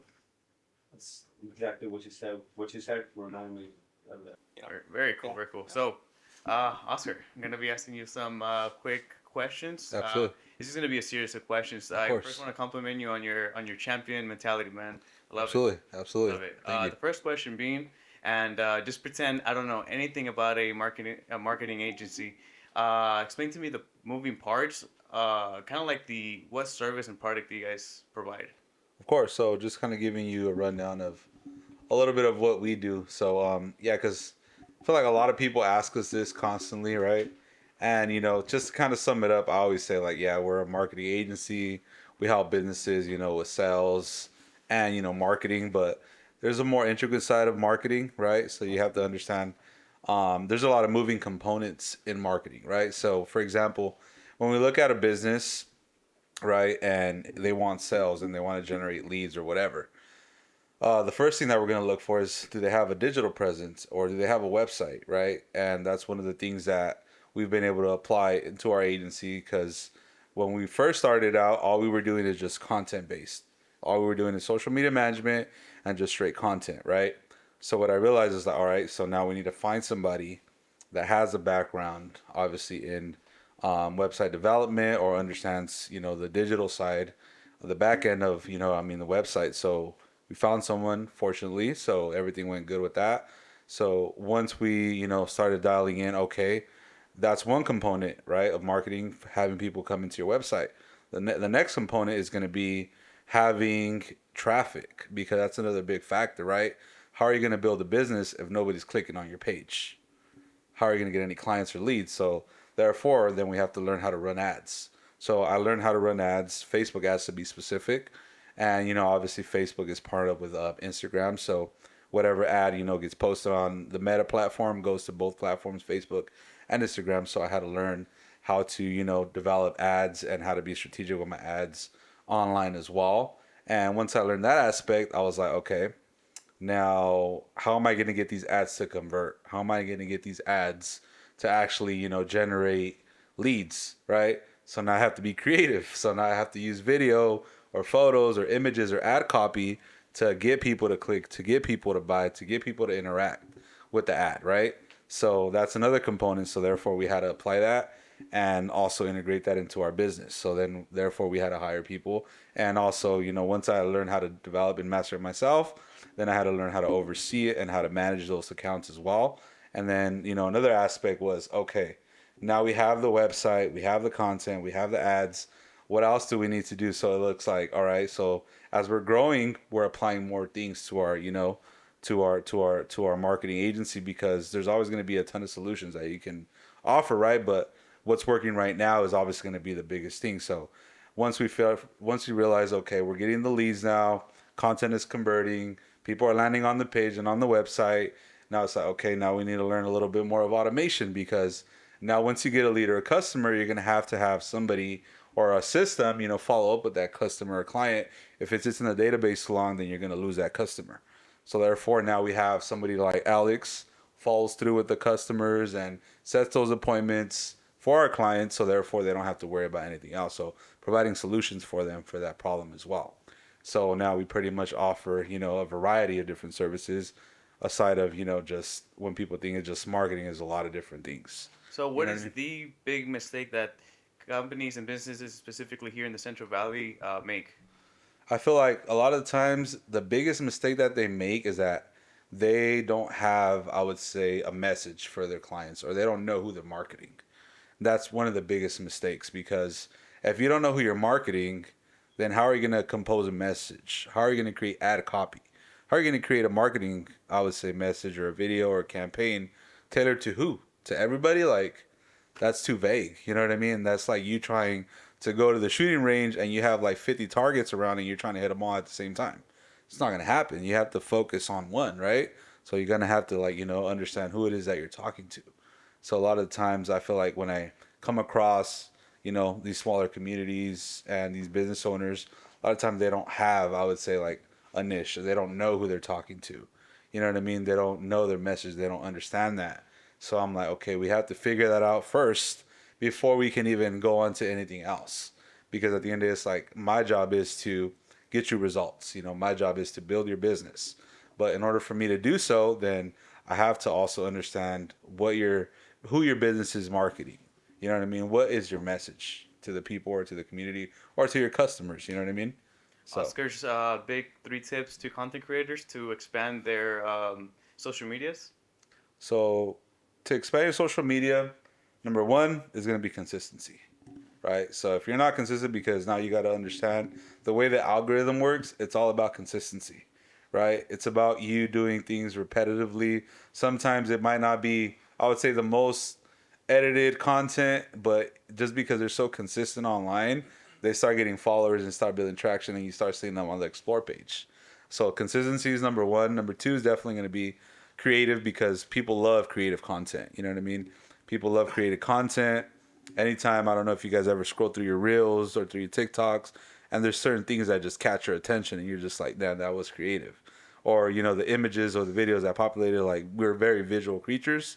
So, like, our eye catches it fast, and you have to just really be dialed in, right? And number three is like, a lot of the times, to creatives, you know what I mean, is coming out with something different. You know what I mean? Because you're doing the same thing everybody's doing. Like, that's not creative. You know what I mean? Like, you have to do something that's different. For example, like, we put out our first big video project that we put out for the Central Valley. I don't know if you guys watched it, but it's pinned on my profile. It's called We Are Local. What we decided to do is, like, we're going to compose this message, and it's going to be about 2 to 3 minutes long. But I was like, screw it. You know what I mean? Like, a lot of times long form content doesn't do well on social media. But I was like, I'm just gonna make something different, creative, and hopefully the community likes it. So it talks about the community. It talks about, a lot of, good things that are coming here to the valley. How we're ranked one of the best, I would say, one of the best communities to build a business in the entire nation, because we're a thriving community, right? So I was able to compose that message, get a bunch of like different business owners involved, and at the end have everybody say we are local, and everybody said that at the end, and it just compounded into a message, and we got over like almost 20 something thousand views on it. You know what I mean? And like over 200 reposts and shares, and like it was just trending. You know, everybody was watching it, and I was just like, man, like there's no doubt in my mind. Like if you're creative and you do something different that people haven't seen, they're gonna like it and they're gonna engage with you. On that exact note, I earlier mentioned that you had a champion's mentality, very conscientious, very organized. Uh, how does that transfer over to your creative side? Because you have to have some sort of skill creatively to be able to have like a vision of what you want in a video. Yeah, so I feel like I always say this, like I like trying new things and I like to test a lot of things, and that's one of the biggest things as a marketer you're always going to be doing is testing. So you're always going to be trying out new ideas. So at the end of the day, I'm just like, if it doesn't work, then it's back to the drawing board. You know what I mean? But I feel like at the end of the day, it's like, I'm just batting, my creative side with different ideas, and I always, I always come around my team as well, and I always ask them for their point of view, their perspective, and they always give me feedback. And at the end of the day, it's like a collaborative effort now, because once we get into that rhythm and once we start getting those creative juices flowing, then everybody's like, I like this idea, or I don't like that, or you know what, let's tweak it, let's make it like this. So it's like one of those things where now we're able to be more, I would say, in synchrony with one another, and we just like synergize, and we just what I mean, come out with new ideas to come up, because sometimes it's like creating content like repetitively, because this is part of our industry. It could definitely be for a lot of people like, man, it's the same thing over and over.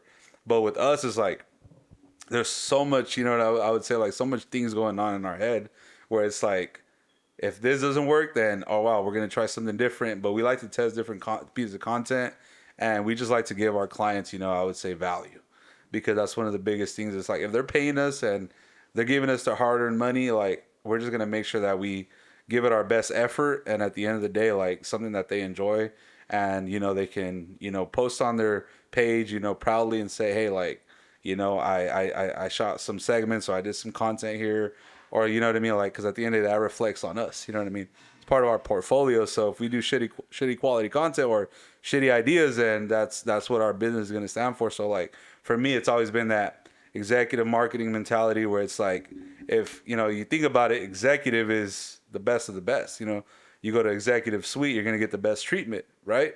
So it's like, let's give people that executive treatment with our content, with our marketing.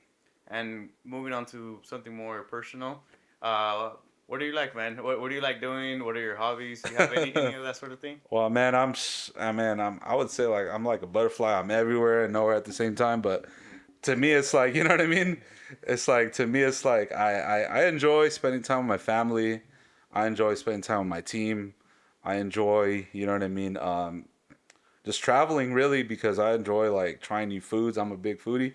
You guys can already tell, I need to cut this belly, but we're getting there. But I would say I definitely enjoy like trying new places, trying new experiences, and like I said, just exploring, because once I'm out seeing new things, and I get new ideas, and I'm always thinking about what things am I going to bring back to the Central Valley, what new ideas, what creative ideas, and at the end of the day, I'm like, I just like to be that person who's like in, with nature all at once. You know what I mean?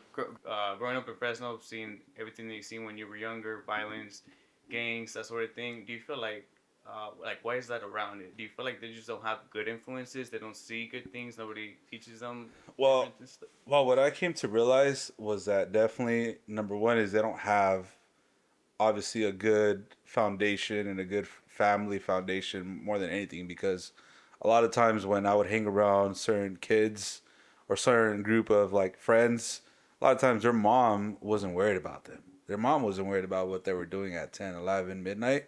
My mom was like looking for me. She was driving around. Like she didn't drive, but my dad would like, she'd be like, hey, we're going to go look for our son. Like he has to be around here somewhere. And around like 9, she was already like coming around the block. And I was like, damn, it's time for me to go home, guys. And one of them told me one day, he's like, man, you're lucky that your mom comes looking for you, because mom doesn't even care. And I would be mad sometimes. I'd be like, man, my mom's always on my ass. But you know what I mean? But now I realize, I'm like, damn, like my mom was just protecting me, taking care of me. And that's why I feel like that's one of the biggest things why there's so much, I would say, like, violence. There's so much like things going on here in our community, because a lot of the times you have parents who just don't care. I You know what grew I up mean? seeing exactly that, Yeah. just exactly that. What is Yeah. it that we could do as a community to bring more awareness? I feel like we definitely need to, and this is one thing that I'm trying to, piece together, is like we need to get our community, our children more involved, whether it's we offer more, programs for them, extracurricular activities, so that at the end of the day they're growing around good people, they have good mentorship. And that's one thing. It's like, I always wanted to give back, and even I did this for a little bit. I was also a tutor a year before graduating Fresno State, and all the kids that were in my classroom all graduated from high school. Matter of fact, they messaged me after they graduated from high school, and they congratulated me for being their mentor in a way, because I was not just their tutor, but I taught them a couple of things, and they were just like, man, thanks to you, we were able to finish high school, and we're all, pretty well off, and we're gonna, go into college or do something different with our career. But we didn't end up, in trouble like you had told us, because I was always warning them. Sometimes they just need somebody who cares to kind of give them a, you know, kind of, because they would all see me coming in with my Camaro, and they'd be like, man, that's a nice ass car. I was like, you guys can have it too. You know what I mean? Like, just keep doing what you're doing. Get good grades, listen to your parents, and get out of trouble. Have you ever read that book? What is it? By Napoleon Hill. It's called Trying to think. something with the devil. Oh, Outwitting the Devil. I haven't Outwitting the got to Devil. it, but I have heard about it. I read The Think and Grow Rich, but I haven't got to that book though. In that book, it talks about, well, obviously he's like conversing as he's having a conversation with the devil, and they Yeah. talk about like in those communities, like you said, it's like the devil like has a hold over those communities, and he also has a hold over the generations before they're even born Yeah. because of all the things that go on. I'm pretty sure you guys you might know I'm a a, little bit more than me, but the whether it's drugs, the violence, The traumas, the man. traumas, yeah, it's that he already Generational. has a hold, so it's Generational curses, man. yeah, generational curses. I'll definitely read it. But no, you're completely right. It almost seems to me, growing up in those communities and seeing the stuff that we've seen, uh, it's like it's hard to judge those sort of people because you see the positions that they're in, and it's like you see everything that led up there, and it's just like, man, that's why sometimes it's just hard for me to see those people in negative lights. I mean, obviously everybody's should be held accountable for their Yeah. actions, but it's kind of hard. You can't judge right away. You have to be Yeah. a little bit more thoughtful about things. And I'm just thinking out loud now, but there was like a direct link from what we were talking earlier about not involving people in the community, specifically in Fresno, like with all the car clubs doing crazy stuff. Yeah. Like I feel like if there was like that's one of those things that if we were able to control those sort of things, if we had a way to involve the car community in a certain way where it doesn't have to be dangerous. We don't have to block freeways where it could be a danger to one of our families, because if somebody's sick, dying, or giving birth, and one of the freeways is completely blocked off, then I mean that's just Yeah, no, definitely. terrible. Yeah, that's huge. It's a domino effect for sure. But I feel like definitely, I do see the community, I would say, getting a little bit more involved through social media, because every time there's like something that drastic that happens, I feel like the community does do, its part, you know what I mean? But I feel like they're just, when it comes to like just certain things, I feel like it all starts at the top, man. Like, like a lot of the times, and, obviously me being a part of this, I would say rural community and underprivileged area, I'm like, I've seen a lot of things where I'm just like, I got harassed by a lot of Fresno PD a lot of the time. And a lot of times, like, just because I live in that area, I'm not a criminal. I was going to state at the time. A lot of times they were just pulling me over for no reason. You know what I mean?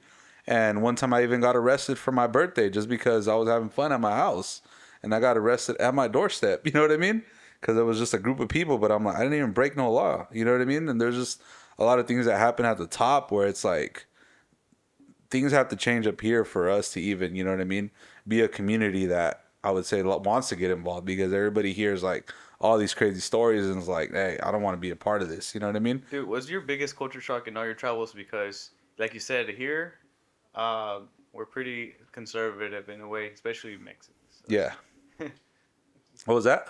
especially us Mexicans, we're kind of conservative. So, what's your biggest culture shock from traveling? Because you said that you have met many different people and just seen different ways of life. I would say just like a lot of people are very open minded. You know what I mean, to new ideas, and I feel like, particularly, LA and the Bay Area, because I feel like there, obviously, that's where tech started. That's where entertainment begins. You know what I mean? Like those two communities, I'm like, you learn so much. You know what I mean?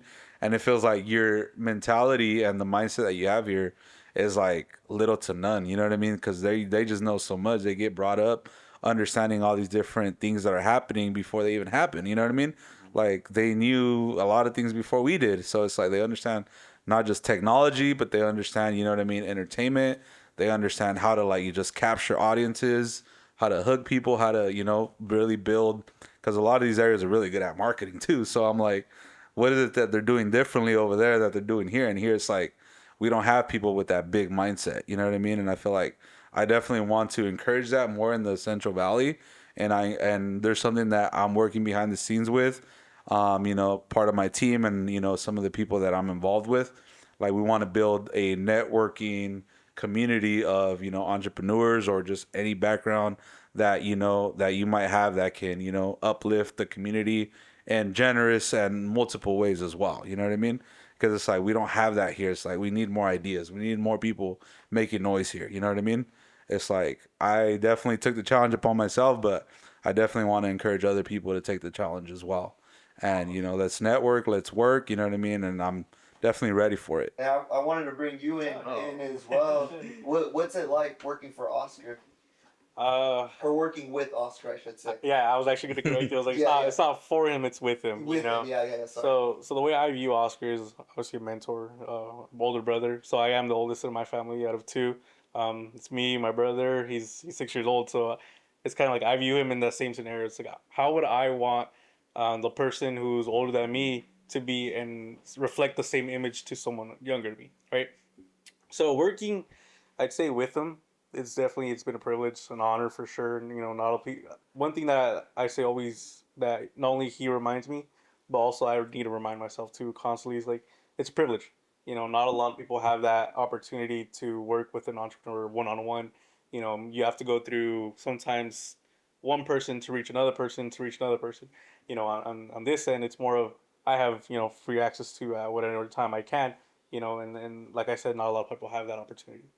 So any questions that I do have, obviously that's something we're still working on. It's kind of more like, keeping that open mind. It's like, how am I going to progress each day? How am I going to be better each day?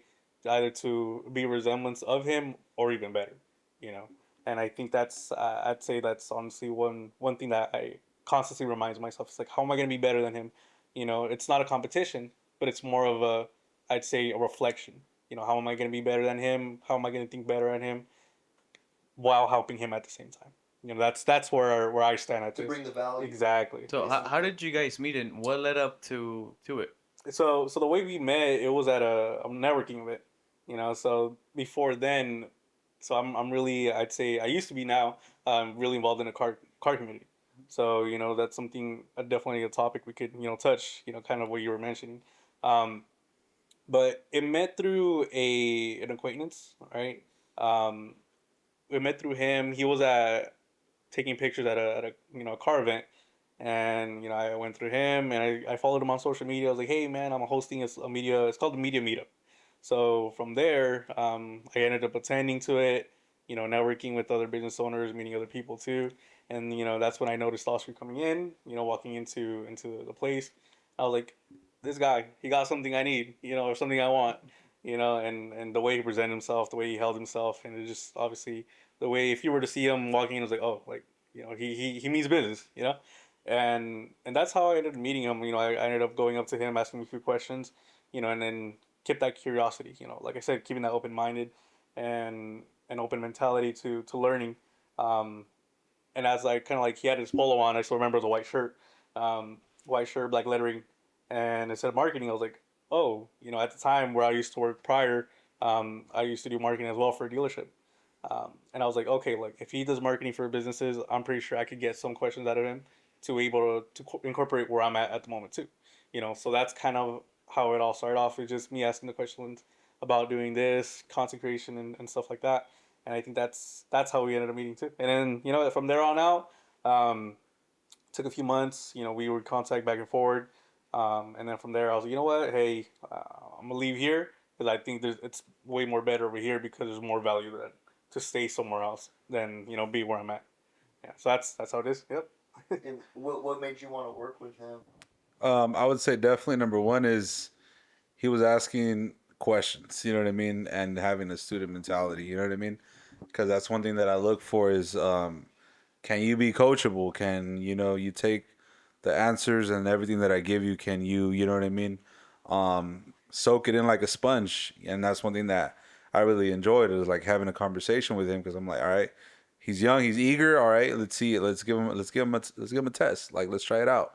You know what I mean? And not just that, but also being similar backgrounds. Also Mexican American like myself, and also his family worked in the agriculture business. So I was like, there you go, we have something in common here. So don't call it destiny, but hey, and then you're the oldest brother like me. So it's like, all right, perfect. Like I guess we're gonna, we have similar backgrounds. We understand each other a little bit. So I feel like, I could definitely coach you. I can mentor you, and we'll see how it goes. You know what I mean? And fast forward, I would say almost a year. Huh? It's been Yeah, about a year. about a year. It's been about a year already, and yeah, here we are. You know what I mean? We rocking and rolling. It's dope that you have that culture to where he's like he looks at you as a brother. It's like like a brother like relationship. I think it's really cool because you touched on it a little earlier about culture and how you have it, especially if you're in an office and things like that. That Yeah, matters a lot. absolutely. I'm It's like 100%. me and him. I don't have any brothers, so for me, when I have like my very very close friends, I consider them my brothers because it's like since I never had that, it's easy to see it in them, you know. Yeah, absolutely. You have to have a camaraderie with people, and you have to have a brotherhood too, obviously. But I feel like there has to be a level of respect, right? Because not all your brothers, you know what I mean, you're gonna learn from. Some of them, yeah, I mean, you're gonna learn certain things, but not everybody you're gonna elevate with. And you're gonna catch that one person that elevates you and that, challenges you to do better. And that's the person you want on your side. You know what I mean? And that's what I hope to do with everybody on my team. Like I just want to elevate them to reach their potential because I see greatness in them. For example, Alex, like I knew he was really, you know what I mean, creative, because of the way he, you know what I mean, talked. And I was like, all right, I see the creative side in you, and I feel like we could just develop it a little bit more, and we're still obviously progressing as the time goes, but I definitely see a big, I would say, big transformation to when he first started to where he's at right now. So now we're giving him a little bit more, I would say, more of a challenge, and we're giving him obviously more opportunity as well as he grows. Because I'm like, okay, I'm not gonna give you it all because you're barely starting, and you still need to figure out. Because I'm like, it took me years to be where I'm at, and it didn't start overnight. I had to take a lot of losses. I had to learn a lot of things, but I'm like, I always try to make it. I try to make sure that I expedite the process a little bit more with you. But at the end of the day, just you got to keep up with my speed because I like to work fast. You know what I mean? And here we are. We're moving in the right direction, and he's a big factor to why executive marketing is where it's at today. Awesome, Yeah. brother. Quick question for you. Uh, what was your career like before working with him? And also, I'm sorry, No, but you're good. after that, can you elaborate a little bit more on the car community Yeah, since you yeah. brought it up? So the way I started off was directly right out of high school. So originally I was going into pediatric nursing. So it's a big jump for where I Wow. went. Yeah. so starting off, I was going to college. Right, I only went for 3 months. Then I realized, like, you know what, it's not for me. It's not for me. The reason why I realized that is because I wasn't in the right mentality to be in college yet. Obviously you got to be focused, you got to be determined, you have to, have your reason to go. Not because you like something doesn't mean you're gonna jump into the gun right away. You have to have a proper reasoning, and I think that's what I realized at a younger age was that I didn't have a proper reason to enter the pediatrics or into the nursing field. So after that, I went right into the workforce. So I started working. My first job, I'll kind of walk you through it. My first job was as a maintenance in Taco Bell. So I started off there. I didn't like it, obviously, because just cleaning and everything.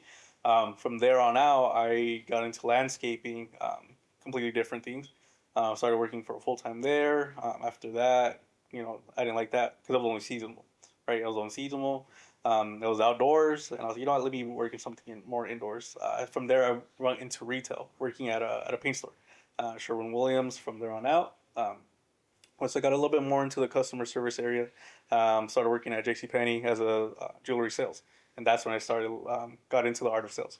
So from there on out, having conversations with people, and honestly, it's not even about selling the item; it's selling who you are. People are gonna buy from people they know and they like. Even though, like they say, sometimes you might not be the best looking, but if you're able to talk and conversate, that's that's a point. That's a bonus. That's a plus. And from there on out, went to jewelry sales, Verizon to a dealership to solar, and then from there, that brought me to him. That's how I ended up going. But it all revolved about sales because when I was younger, I would always get in trouble for talking. So my mentality shifted. I was, you know what? Instead of getting in trouble for talking, I'm gonna make money for talking. So that's how I ended up going from to that route, and just talking to people, conversating, relating to them. Somehow, some way, you're gonna relate to someone, even though it's a minute thing, and you could scale on upon there. You know, for example, in today's generation, if you want to relate to somebody young, talk about social media. You know, social media. Everybody's on social media nowadays, especially younger generation, anywhere between middle school, even elementary. You're Seriously. gonna see something that you can talk about to younger kids. Like, oh, did you see about this new thing coming out? Did you see about this influencers talking about X, Y, and Z scenario, or something like that? And I think that's really important today. If you're someone older, kind of looking into, you know, relating to somebody younger, it's like, how can we talk about new things? How can we talk about creativity? For example, like Oscar, like he mentioned, right? He comes to either myself or another creator, Noel, about ideas. Why? Because we're mostly on social media most of the time, right? We kind of, someone younger, myself, can relate more to social media than he can. The reason why is because nowadays it's all directed to the younger people. That's kind of where I'm at right now. So yeah, like I mentioned, it all started in sales, and then just grew my way out from there. Yep. Awesome. Mhm. The car Oh, the community. car community. My bad. Any your opinion, or just what do you think about it in general? So Or I don't. yeah, no, for sure. So when it comes to the car community, there's obviously two sides of a coin, right? It's either the good side, bad side. When it comes to the car community, there's support, but sometimes it's not the right support. For example, sometimes people start builds, car builds out of hobby, or sometimes they go into it without knowing what to do. And sometimes they use it as a what's called like a scapegoat, right? Kind of keep their minds off on other things. Nowadays, if you look at social media, they relate cars to sometimes sadness, right? Or to keep their mind off of something, right? And Foot's on the yeah, pedal. if it's on the pedal, Yeah. you see those videos, I've seen that trend. yeah, exactly. So that's another way how social media impacted the car community, right? Most of the time, what goes viral is the negativity. Something bad. For example, like the sideshows, right? That's definitely a conversation that not a lot of people want to have because it's like, why is it happening? Oh, because they feel like, an adrenaline rush, all that. And then not only that, but also the other side of it where it's like people just want to chill, have a good time, go out with their family, just something simple for the weekend, right? So like I mentioned, there's just two sides of the coin. The main focus is the car community, but which side are you on, and how are you gonna make things better? How are you gonna make a difference in that scenario? How are you gonna make a difference in the car community? If you have high influential status within social media, obviously, like I said, social media nowadays it's easy to share something. All you have to do is click a button.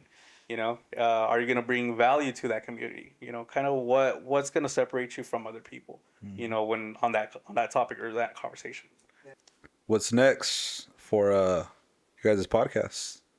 We're just gonna keep on trying to grow. Definitely a lot on the production side. So far it's just been really me expanding my ideas on them and annoying the Absolutely. living heck out of these guys just to Absolutely. get things going. But it's like we Absolutely. also are all pretty busy with our lives in general.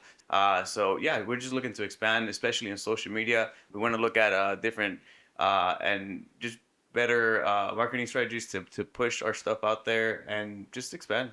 Absolutely. In every way, even mentally, even as host, just in any way. I'm a big advocate for always trying to develop yourself in whatever best way that you can. Absolutely. I feel like the reason why I got into it was just building up Fresno. Well, we talked about just building up Fresno, building up the uh, business, building up the community. Yes.